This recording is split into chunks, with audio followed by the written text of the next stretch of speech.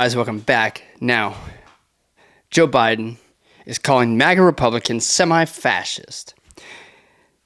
Earlier, last week, Joe Biden went to a private fundraiser and said that MAGA Republicans were semi-fascist. Joe Biden also tweeted that MAGA Republicans are not like your father's Republican Party, assuming that like no one younger is in the Republican Party, right?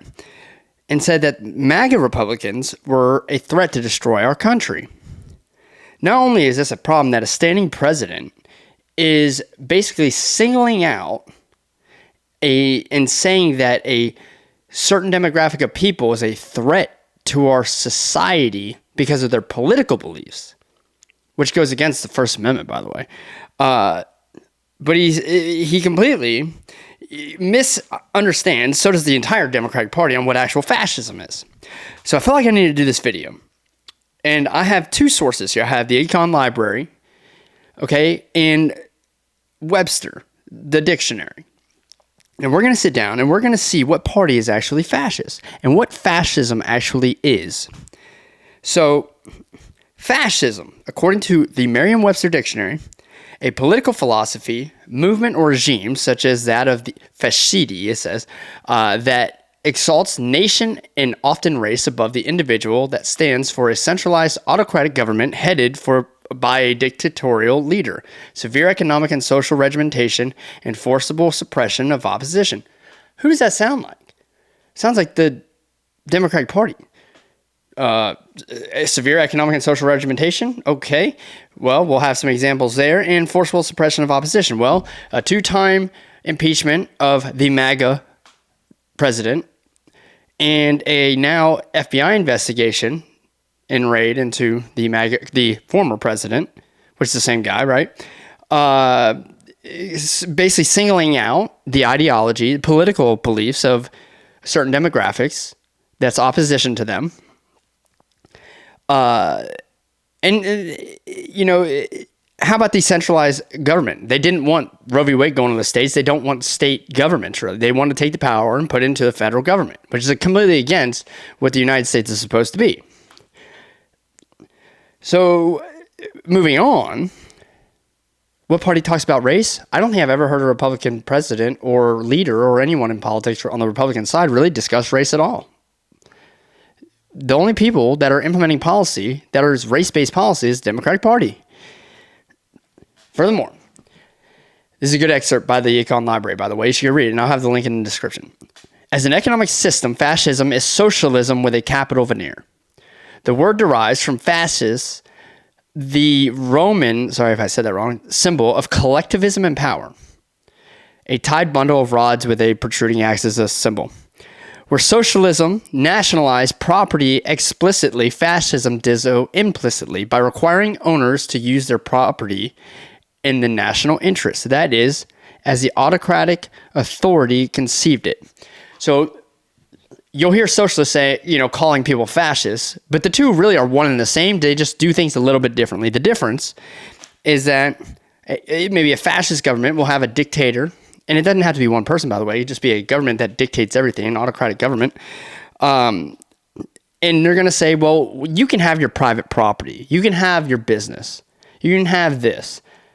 But we're going to control it. It's similar to like what China's doing. What do you hear Biden often say? I'm a capitalism, Joe. I'm a capitalism, bud. But, these drug prices need to are out of control. We're going to regulate the drug prices. Or I'm a capitalist, but we're going to make businesses pay their fair share. We're going to take more from businesses. They're profiting too much. So he's saying he supports your private ownership, but you don't get to do what you want. We're going to tell you what to do. That's fascism. It's literally the definition of it.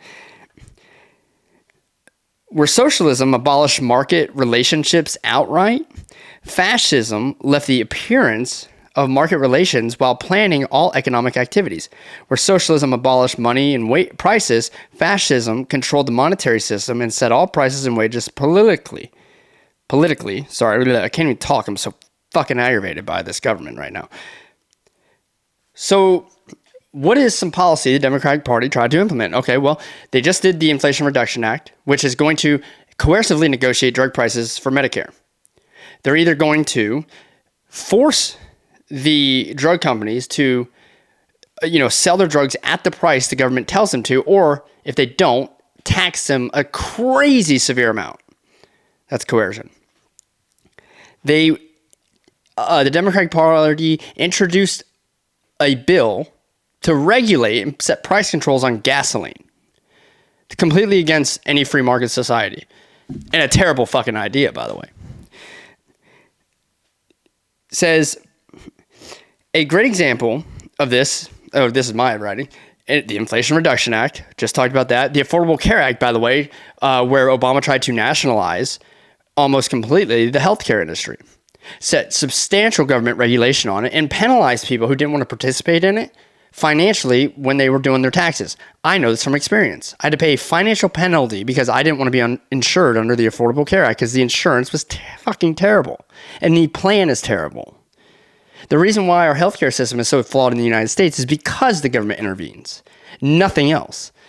And the fact that we are now subsidizing other socialist healthcare systems around the world is a whole other conversation that I've talked about in my other videos. Earlier this year, the Democrats also tried to pass a bill to nationalize voting on the presidential elections. Last year, in January, they introduced a bill to eliminate the Electoral College and undermine a republic. All of this stuff would give them substantial power in the presidential elections. It would give them a crazy advantage that would allow them to remain in power. What does it sound like? It sounds like they're slowly and politically chipping away at they want to call it a democracy, but our republic, okay, and trying to make it to where they can remain in power. And if they don't remain in power, they're going to still have substantial control. That is fascism. Again, nothing the Republicans have done has come close to any kind of fascism at all. Under fascism, the state, through official cartels, controlled all aspects of manufacturing, commerce, finance, and agriculture. Planning boards set product lines, production levels, prices, wages, and working conditions, and the size of firms. Licensing was ubiquitous. No economic activity could be undertaken without government permission. Levels of consumption were dictated by the state, and excess incomes had to be surrendered as taxes or loans. The consequent burdening of manufacturers gave advantages to foreign firms wishing to export. So the Inflation Reduction Act basically does that. It is limiting profit levels and margins of businesses. I have been a long proponent of eliminating the corporate income tax completely, but increasing it is the craziest thing ever because all it does is fall back on the consumer and the employee. But it also eliminates any kind of global advantage that we have here in the United States for our domestic businesses. The government, by doing this, is coming in and controlling output and also subsidizing it. All of that is Democratic agenda, not Republican. Again, Republicans want less government intervention. We want less government regulation. And the Democrats want more.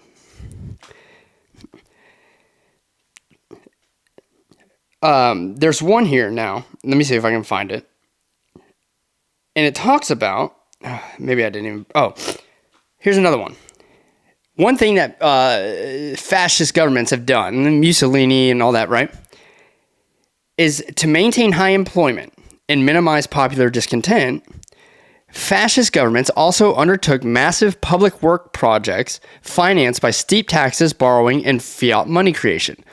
While many of these projects were domestic roads, buildings, and stadiums. So, again, what do we have? Okay, you had the New Deal, Democrat, by the way. A lot of the New Deal, some of it benefited us. Most of it screwed us down the road. Now we have Biden's infrastructure deal, $1 trillion. We have his human infrastructure deal and the Build Back Better plan, really the Inflation Reduction Act, which is just a climate thing, which goes along with this, by the way, which is nothing more than the government subsidizing certain private industries. But doing so, they are taking control of these private industries. They're taking control of the agriculture industry and our food production. They're taking more control of the private industries that would benefit any kind of climate objective they have. They're basically saying that we do it better than you do, and they don't. But, again, that's just where fascism is completely in line with the Democratic Party. 100%.